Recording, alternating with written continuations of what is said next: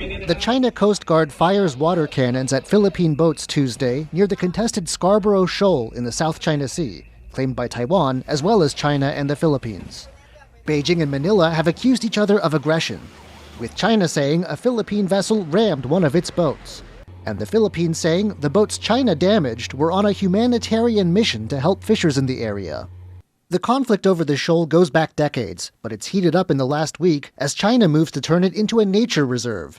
Some outside China doubt Beijing's ecological motives, seeing the move instead as an attempt to cement China's People's Liberation Army, or PLA's, control over the South China Sea, a vital global trade route rich in fish and other resources. And immediately I heard, based on the report I read, the People's Liberation Army's Navy immediately announced a live fire exercise on what's supposed to be a nature reserve. In China's view, the presence of Philippine boats near the shoal, which it calls Huangyan Island, was a provocation. It's effectively controlled the shoal since 2012. 黄岩岛是中国的固有领土。菲律宾派多艘公务船侵闯黄岩岛领海，严重侵犯中方主权和权益，严重破坏海上和平稳定。中方依法采取必要措施，维护自身领土主权和海洋权益，无可非议。 But from the Philippine perspective, China has no right to the shoal. Though its rightful ownership has never been formally determined, an international court rejected China's claims to it in 2016.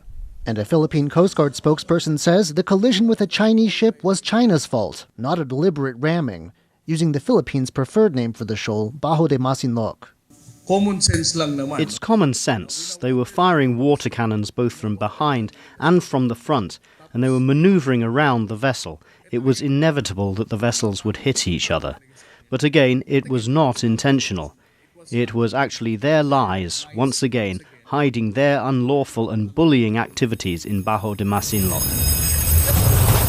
But court ruling or not, China isn't backing down on its claim to the roughly 150 square kilometers of rocks and reefs that make up the shoal, leaving the area a flashpoint in a sea riddled with claims and counterclaims, a geopolitical conundrum.